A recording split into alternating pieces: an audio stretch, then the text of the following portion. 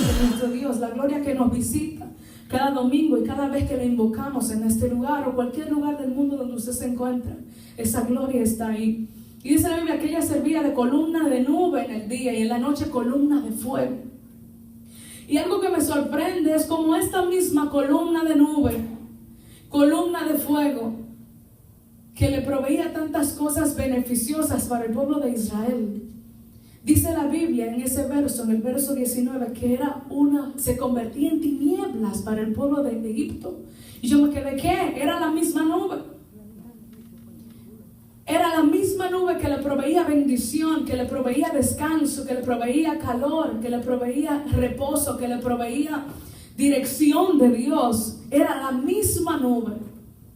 Mas sin embargo, dice la Biblia que para el pueblo de Egipto era tinieblas. Entonces yo me puse a meditar, pero ¿cómo es posible? Era la misma nube. Y el Señor me ministraba y me decía, es que el asunto no es estar debajo de la nube, sino estar bajo el propósito de Dios y la guianza de Dios debajo de la nube. Denle un aplauso a Dios.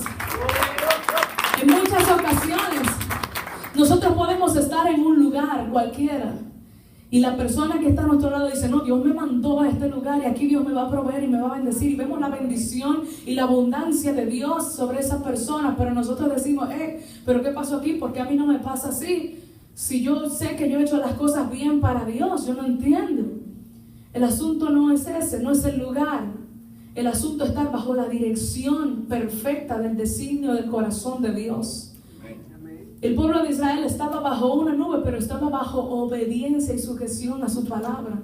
Pero el pueblo de Egipto no, eran idólatras. Eran personas que habían dado la espalda a la palabra de Dios completamente. Y aún teniendo a un pueblo que era escogido por Dios en medio de ellos, que pudieron ellos haber aprendido a adorar a Dios a través del pueblo de Israel, lo que hicieron fue darle la espalda a Dios. Entonces, en muchas ocasiones nosotros vemos personas que están en un lugar. En mi caso, por ejemplo, yo estoy en la ciudad de Nueva York con mis padres. Yo veo como cuando voy a otras ciudades, el Señor se mueve de una manera gloriosa. Vemos la gloria del Señor hacer milagros, dar palabras de sabiduría, de ciencia, palabras proféticas. Yo puedo ver todos los dones del Espíritu Santo manifestados. Y cuando llego de repente a esa ciudad, todo como que se detiene. ¿Alguien le ha pasado así o solamente a mí? Que usted se mueve de un lugar a otro y de repente la honra de Dios en ese lugar no se va con usted a ese, sino que usted pasa desapercibido. ¿Le ha pasado a alguien aquí? Es la obediencia y el propósito. Aleluya. Mire que se lo estoy hablando con base. De tiempo en tiempo me toca hacer viajes misioneros a otros lugares y veo la gloria del Señor, a diferencia cuando me muevo a la ciudad. Estoy ahí porque tengo que estar en sujeción a mis padres. Mas sin embargo sé que esa no es mi ciudad. Se lo estoy hablando con base de verdad. Muchas veces nosotros pensamos que estamos en el lugar correcto. Y no es que la tierra no sea fértil. Es que la palabra de Dios tiene que cumplirse con un propósito en un lugar determinado. Mire, la Biblia dice que Jacob en una ocasión estaba en un lugar dirigido por Dios. Y dice la Biblia que él, en un lugar que no había agua, abrió un pozo. Y la gente que estaba en ese lugar le decía, pero y entonces nosotros intentamos abrir un pozo y no salió agua. Y le quitaron el pozo. Entonces él se fue a otro lugar, y escuche bien, y abrió otro pozo. ¿Sabe por qué? Porque la bendición de Dios estaba en ese lugar, porque él estaba en obediencia. ¿Por qué a los otros no les funcionó? Porque estaban en desobediencia. Mas sin embargo, cuando nosotros estamos en sujeción y obediencia en el lugar correcto, Dios abre pozos donde hay desiertos. Amén. ¿Alguien Dios le está hablando aquí? Y algo que el Espíritu Santo me hablaba muy atentamente acerca de esta palabra, y presta mucha atención. Yo no vine a entretenerlo mucho hoy, sino a dejar esa palabra sembrada en tu espíritu. Aleluya. La Biblia dice que era la misma nube, que a uno le daba luz y a otro le daba tinieblas. Mira, amado, Cristo viene. Y en muy pocos lugares se está hablando acerca de la venida de Cristo. Y esa es la mayor señal, digo yo. Aleluya. Porque la Biblia dice, aleluya, siento el Espíritu de Dios, que Él va a venir como ladrón en la noche. Nadie va a estar esperándolo.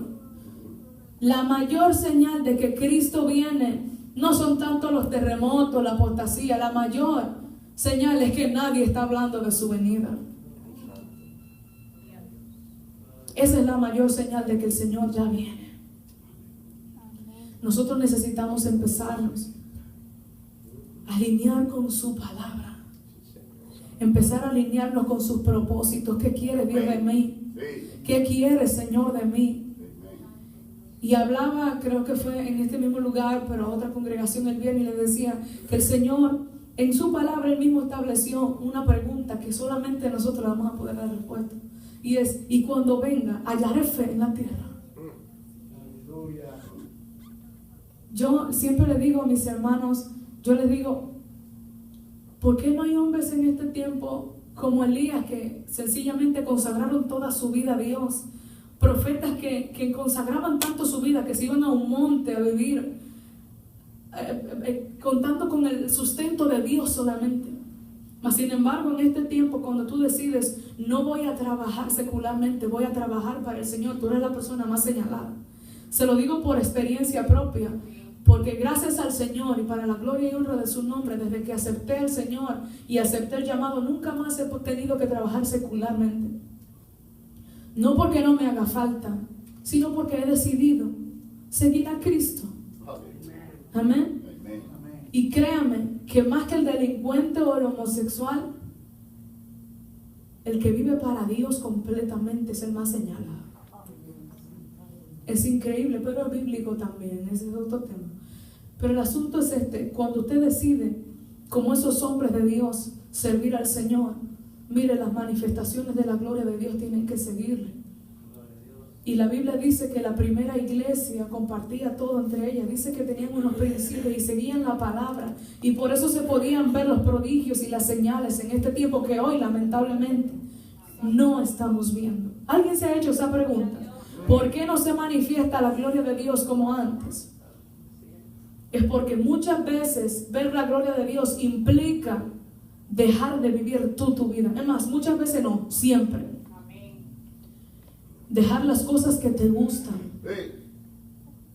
Dejar las cosas que te agradan, que te llaman a la atención.